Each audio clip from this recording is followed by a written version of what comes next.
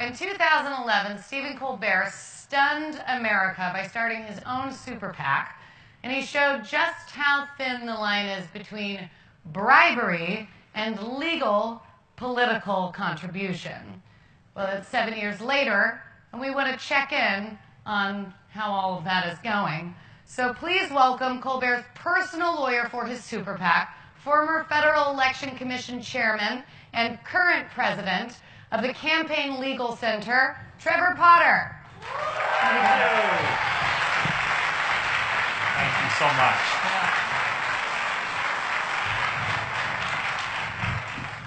Welcome, Trevor. I'm just going to jump right in.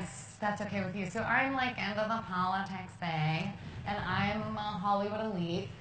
So as a Hollywood elite, if I want all of the influence I can buy, but I'm sure that there are like limits. So if I wanted to give as much money as I wanted, it would be like $1,000 would be the limit or something, right? Well, the legal limit today you can give directly to a candidate is $2,700. However, before you get nervous that that's not enough, you can actually give as much as you want to help the candidate. You just give it to a super PAC, a single candidate super PAC, that can then go and spend it on behalf of the candidate's election. The Supreme Court in the Citizens United case struck down existing limits and said that corporations, individuals could spend as much as they wanted to help candidates because that sort of independent spending could never be corrupting. But that money isn't going to a candidate, right? Like they don't have any say in how that money is being used, because that would be a slush fund, money laundering, right? So Justice Kennedy and the Supreme Court majority assumed that this spending was going to be completely independent of candidates and parties, that these groups would operate as outsiders. But that's not how it has turned out. Candidates nowadays actually create their own independent super PACs before they become candidates, and then they raise money for these super PACs, and then once they become candidates, using your $1 million or whatever, they can go ahead and spend it to elect the candidate. Pretty clever. But once they become candidates, then they can't touch any of it. Well, the first thing to remember is it takes them a surprisingly long time to become candidates. You might recall Jeb Bush in 2016, who spent something like 6 or 9 months going around the country, traveling at the expense of the super PAC, raising tens of millions of dollars, saying he was thinking of exploring the possibility of considering whether to become a candidate. So he did all that and then jumped into the race. Of course.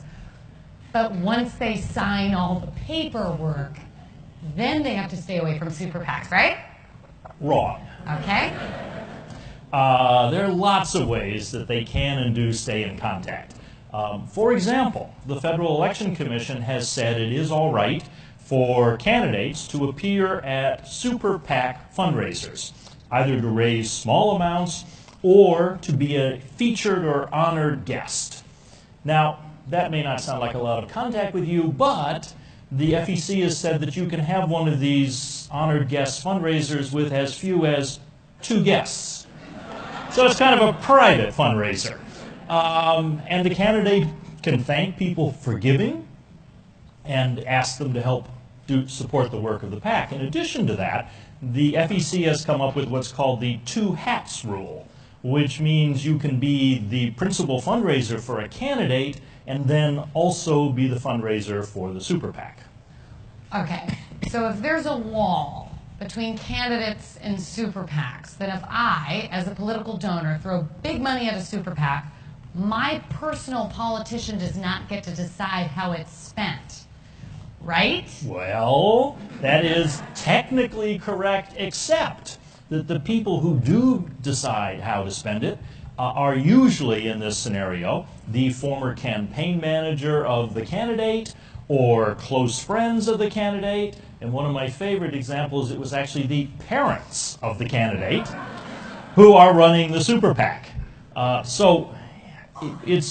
also can share what are called common vendors, so they can use the same consultants. So basically, I think it's useful to see it as the other pocket on the candidate's coat. Okay, but if the candidate tells the super PAC exactly what to do with the money, that's illegal? That would be illegal. Okay. However, first they have to get caught, and then the FEC has to have a majority vote on whether to investigate it. And as you may have heard, the FEC has basically deadlocked on all of this in the last couple of years. So if candidates or PACs break the rules, what is the punishment? Like a really big fine? Well, the FEC has never actually punished a candidate for coordinating with a super PAC. They've never actually seen an example of that. Oh, they've never seen it. They must be blind, bless their hearts. Okay, so let's say the worst thing happens. My candidate has really blown it. They weren't testing the waters. They got caught explicitly telling a super PAC what to do. And the FEC just stormed down on them with power and fury. What kind of fines are we talking about? Oh, in that scenario, the first thing to remember is the candidate is almost never fined.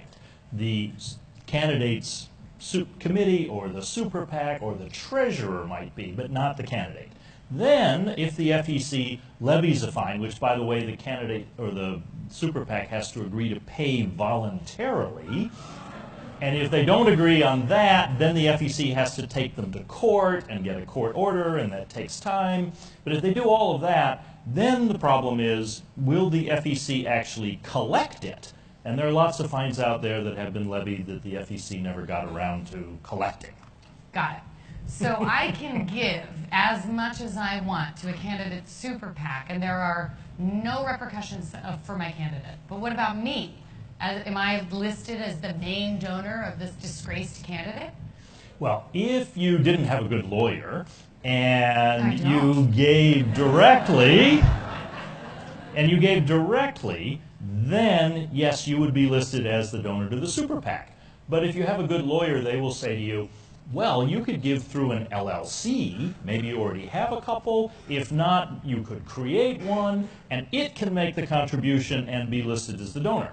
The LLC could be named anything you want. You could name it after your cat. Do you have a cat? God, no. But I have a dog.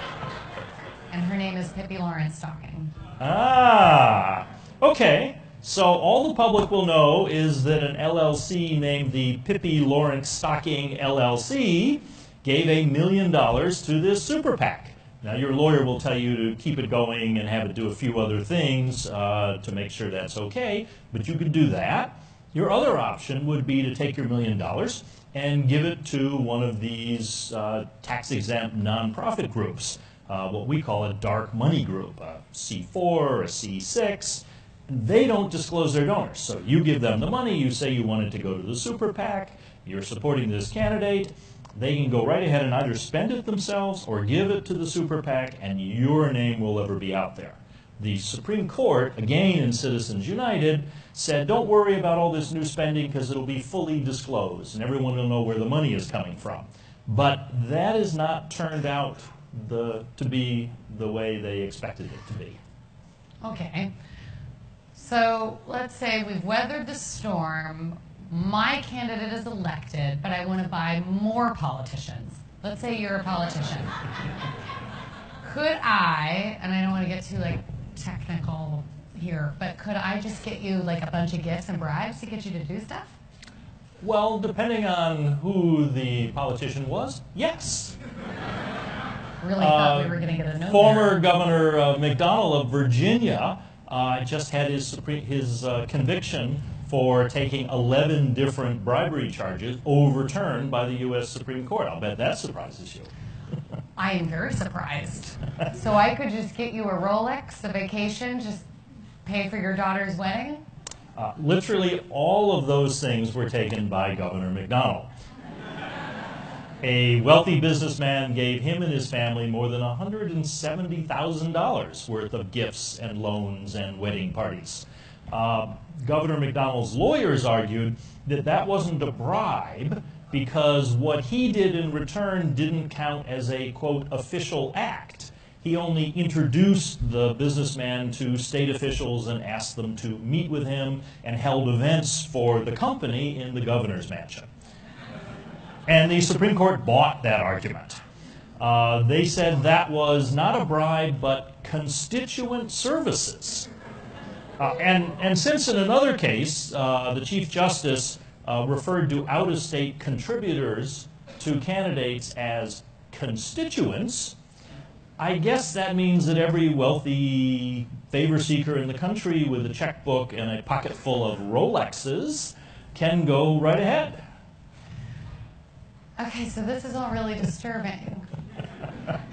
Bribery is legal in America. Corruption is legal. So Trevor, are we at a tipping point? What is it going to take for us to get to a point where we were post-Watergate, where Congress felt obliged to take bold measures to unrig our system? I think we are at a tipping point. The good news is it's not too late. If you look at polls out there, it's the right moment. If you look at polls out there, about half the people say we should completely get rid of the current campaign finance system and put in a new one. And about 40% more say we should just make major changes in the system. So everybody is on board with doing something. Congress could pass bills that are sitting there, like the Honest Ads Act, that is trying to deal with secret foreign money in elections, the Disclose Act to deal with all this dark money. There are states and cities around the country that are doing interesting things. Seattle has this new citizen voucher program, and other places could adopt that. The FEC could update its disclosure rules, enforce the existing laws, and crack down on this non-coordination coordination racket. Now, that may not all happen today, but I think we have to work together to make it happen tomorrow. Thank you, Trevor. Thank you for coming on the show. Thank you so much. Thank you. Thank you, guys.